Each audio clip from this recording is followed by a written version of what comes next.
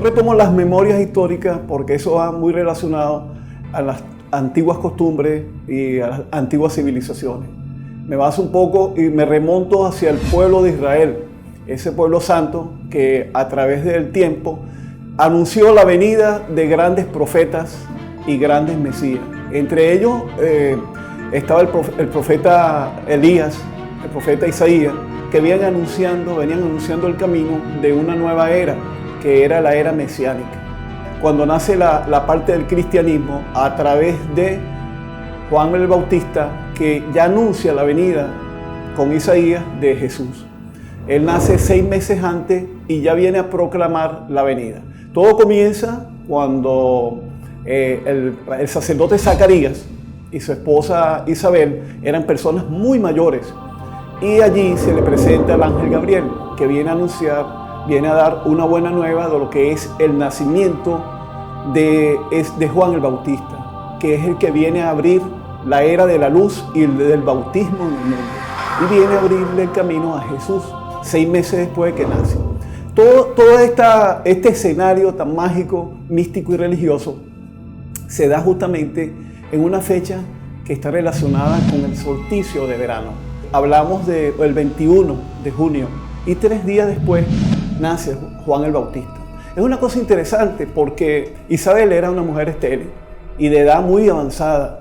Zacarías era un sacerdote que de alguna manera no es que ponía en tela de juicio o objetaba la palabra de Dios. Sin embargo, era incrédulo y decía que cómo era posible que su esposa Isabel pudiera dar a luz y sobre todo en una edad muy avanzada. ¿Cómo se iba a gestar este ser tan maravilloso que ya era la venida de Juan el Bautista?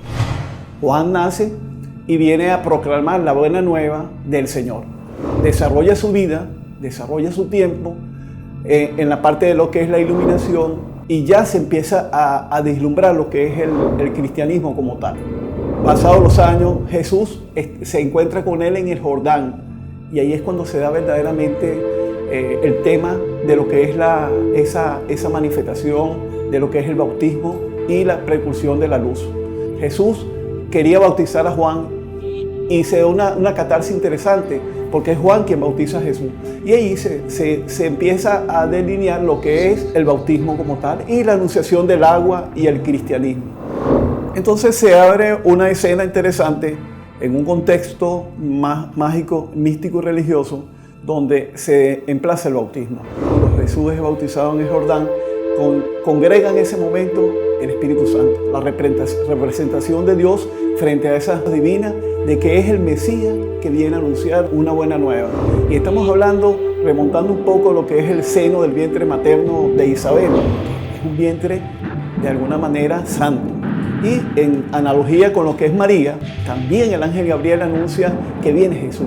Entonces es una cosa significativa e importante cómo en esa época que estamos hablando de un solsticio de verano, que tiene que ver una connotación desde el punto de vista de las culturas y de las creencias del antiguo Egipto, cómo todas esas culturas se mezclaban a la creencia de un Dios que estaba representando la bondad, la cosecha, los periodos de vida del ser humano, los fenómenos astrológicos y cómo en esa época del año, justamente en el solsticio, cómo es un día más de mucha más luz. Significa entonces que es la venida de la luz, el Maestro Jesús, Dios encarnado, que viene a proclamar la buena nueva de lo que es la luz a través de la parte mesiánica y el cristianismo. Hay que recordar un poco que Juan el Bautista fue uno de los últimos profetas confundido con Elías.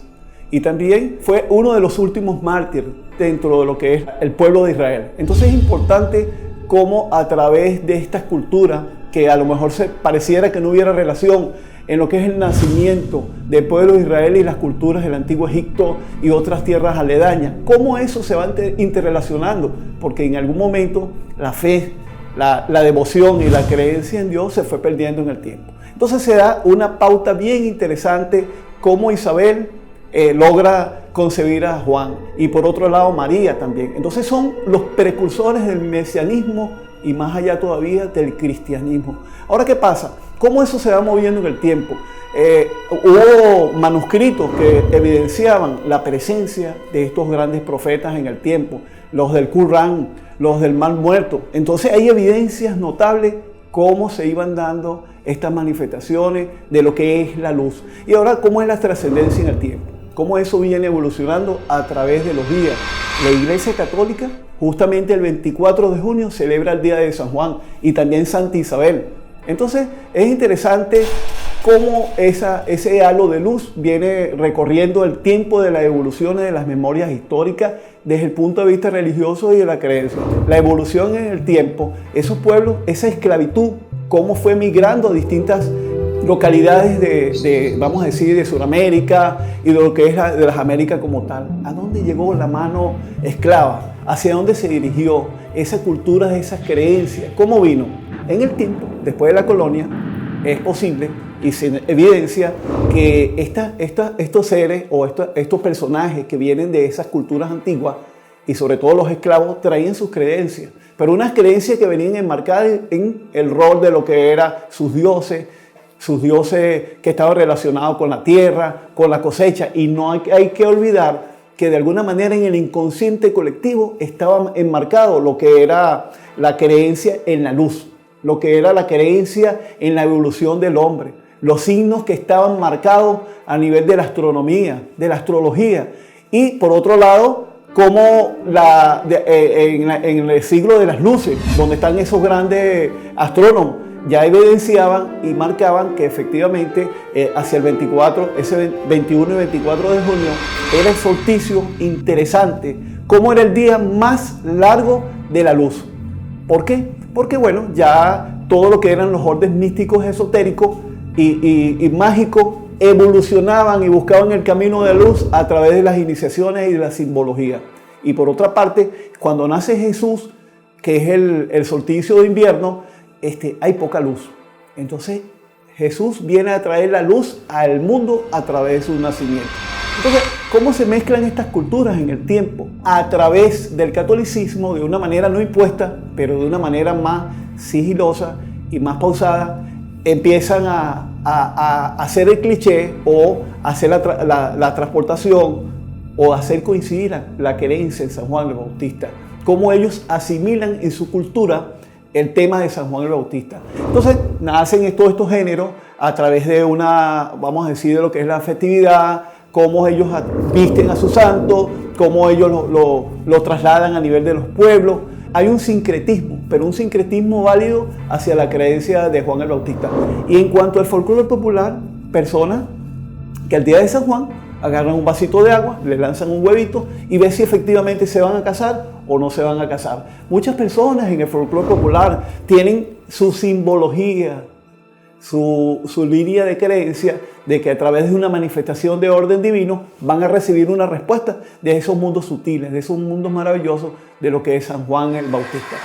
En esas construcciones del pasado había una evocación hacia la devoción de la luz, y que eso de alguna manera se solapa en el inconsciente colectivo y en los arquetipos de esas culturas antiguas. Juan el Bautista simplemente lo que viene es a recordarnos que efectivamente existe una luz, una creación en el universo que nos mantiene constantes y unidos a la raza humana, que de alguna forma tenemos que elevar nuestro nivel de conciencia y nuestra evolución espiritual. En estas culturas antiguas es importante resaltar el pueblo africano, porque prácticamente nuestra gerencia de lo que es ese mundo de conexión hacia esos seres exaltados, esos dioses de la tierra, de sus cosechas, de sus creencias, eso lo acompañaban a través de su letanía, de sus cantos. Pero esos cantos venían unidos a una percusión, un toque de un tambor. ¿Y qué significaba ese toque de tambor? Era el poder ellos conectarse con su mundo interno y esos otros mundos paralelos que daban una conexión. Era simplemente deslastrarse de la parte consciente para entrar en un trance. El tambor está muy enlazado con esa creencia, pero también está enlazado con los procesos de iniciación, con los procesos de rituales, porque de alguna manera esas rogativas iban hacia la salud y hacia la evolución espiritual o hacia la cosecha. Entonces, ¿por qué todo esto converge hacia un mismo fin? Es la exaltación del ser interno, una conexión de Dios que de alguna manera indirecta ellos lo estaban tocando. Y el tambor viene a representar también una manifestación, una continuidad de esta tercera dimensión del ser consciente hacia la exaltación de esos dioses superiores. También el día de San Juan se enciende una hoguera o fogatas. Eso es lo que viene a recordar que el día de San Juan, por ser un solsticio importante, ese solsticio de verano, cuando tenemos más luz, es una similitud, es como no dejar que esa llamita, esa intensidad de lo que es la luz del día de San Juan se extinga. Entonces, a nivel mundial, y no solamente a nivel mundial en la celebración del día de San Juan, sino también que en el pasado se encendían las hogueras. Y básicamente era porque ya cuando empieza a pasar el solsticio de verano y vamos hacia el solsticio de invierno, la luz como comienza a converger. Y anteriormente, cuando la venida del Maestro Jesús, lo que significa es que viene a dar luz en esos momentos tan difíciles, y que no solamente eso, es una apertura de iniciación espiritual para muchas creencias y religiones en el mundo del día de San Juan. Entonces, esa hoguera viene a simbolizar lo que es mantener la llama y la intensidad de la luz en el corazón y en el espíritu de todos los seres humanos.